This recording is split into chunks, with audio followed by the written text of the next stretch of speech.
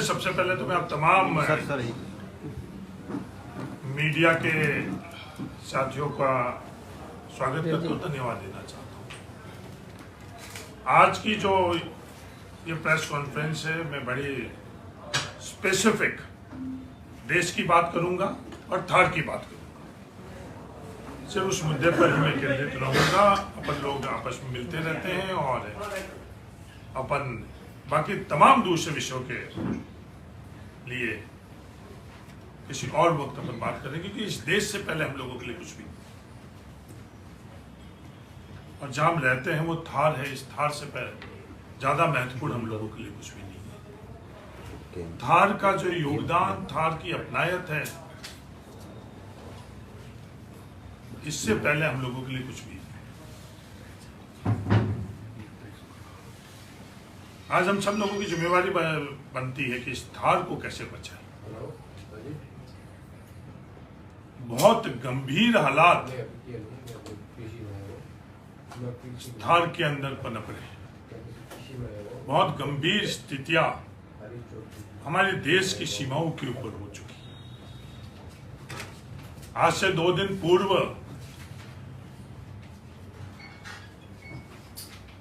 जो आज तक हम लोगों को सिर्फ एक अपराधी लग रहे थे, लाल सिंह, उस अपराधी का 23 वर्ष तक फरार होना और उस फरारी के बाद में उस अपराधी का गिरफ्तार होना, गिरफ्तारी के बाद में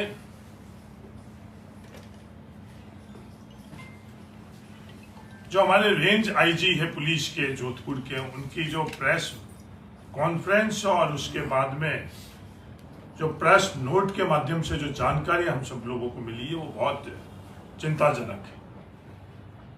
मैं इस अवसर पर सबसे पहले तो तहे दिल से थार को बचाने के लिए और हमारे देश की सीमाओं के अंदर जो गतिविधियां कर रहे हैं उनको रोकने के संदर्भ में जो पुलिस दल ने लाल सिंह को गिरफ्तार किया, उन तमाम पुलिस दल को मैं धन्यवाद देना चाहता हूं। ये लॉ जो थार की अपनायत की लॉ है, ये हमारी सीमाओं की रक्षा की लॉ है।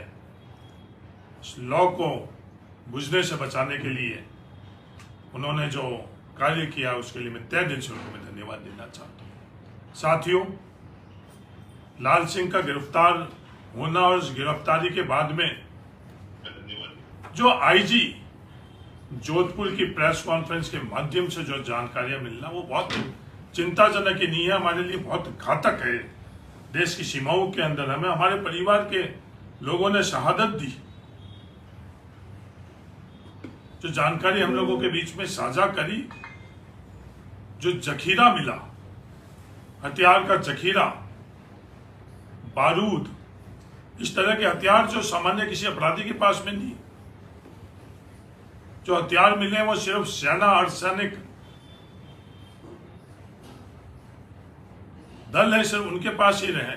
उस तरह के हथियार आज हम लोगों के बॉर्डर के ऊपर मिलना और फिर प्रेस नोट के माध्यम से जो बारूद और जो फैक्ट्री का संचालन होना, बहुत गंभीर और चिंताजनक है। उस क्रम के अंदर ही एक और उल्लेख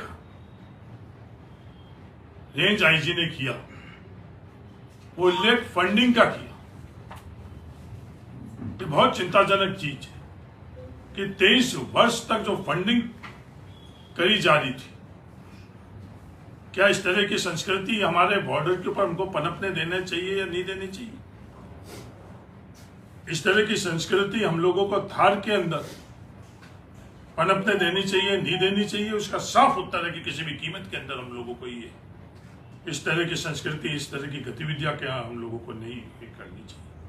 हम आने वाली पीढ़ियों को इस कैसा थार सौंप कर जा रहे हैं, ये हम लोगों के सामने सबसे बड़ा प्रश्न है। आज फंडिंग एक अपराधी तक ही नहीं, जो देश की सीमाओं के ऊपर इस तरह की गतिविधियां कर रहे हैं, उसको उनको फंडिंग कौन कर रहा है? किस मकसद से कर रहा है। मेरे पुलिस से निवेदन है, उसका भी आप जो जानकारी आपको मिली है उसको भी आप सार्वजनिक करो। जो प्रारंभिक पूछताछ हुई और प्रारंभिक पूछताछ के अंदर आपने मीडिया को माध्यम से जो हम लोगों को जानकारी दी है उसको भी आप साझा करो। और ये फंडिंग का पैटर्न, ये फंडिंग हमारे थार में इस तरह की गतिविधियों से हो रहा है, ये बहुत चिंताजनक है। ये संस्कृति जो पैदा हो रही, मैं संस्कृति इसलिए कह रहा हूं कि सिर्फ ये इकलौता है इस देशद्रोह के क्राइम में नहीं हुआ। इससे पहले भी हमारे बाड़मेर के अंदर बड़ा चिंताजनक उदाहरण, ऐसे कई उदाहरण हैं। उदाहरण के तौर पर आज से 1 वर्ष पूर्व कोजाराम का हत्याकांड होता है। निष्पक्ष जांच और जो अपराधी उसके खिलाफ कार्रवाई के जगह अपराधी को बचाने के लिए फंडिंग की जाती है। बहुत चिंताजनक चीज है कि यह संस्कृति जो थार में पैदा हो रही है। और उससे बड़ी चिंताजनक जो चीज है कि उस फंडिंग का महिमा मंडन हो रहा है। हम इस तरह की संस्कृति पैदा कर रहे हैं नौजवान के लिए, अगली पीढ़ी के लिए। हम जो प्रोत्साहित कर रहे हैं कि गलत गतिविधियों के अंदर मदद कर रहे हैं, वातावरण निर्मित कर रहे हैं कि वो गलत गतिविधियों में गलत दिशा के अंदर आगे बढ़े, ये चिंताजनक चीज नहीं। अपराधी कोई भी हो, किसी भी जाति का हो, किसी परिवार से हो, किसी गांव से हो, किसी भी राजनीतिक दल के किसी कार्यकर्ता नेता के पक्ष में हो, विरोध में हो, इस तरह की चीज आज हम लोगों के देश के लिए बहुत घातक है। जो पूरा घटनाक्रम हुआ है, इस घटनाक्रम के लिए उसकी सही जानकारी मिले, उस घटनाक्रम के माध्यम से जो हम लोगों के लिए बड़ी घातक परिस्थिति जो हम लोगों के सामने आई भी, उसके लिए हम लोग हर कार्य छोड़कर इसको कैसे हम लोग जड़ से, धार से बाहर निकाल कर और हम लोग फेंके, ये हम सब लोगों की सामूहिक जिम्मेवारी बनती है। अपराध होना, अपराधियों को जो न्यायपालिका है, न्याय है, उससे भगाना, भगाने के बाद उसकी सुरक्षा करना, उसकी फंडिंग करना, उसकी महिमा मंडन करना, ये तमाम जो कार्य है ये हम लोगों के देश के लिए ठीक नहीं है, थार के लिए ठीक नहीं है, अपने अपनायत के लिए ठीक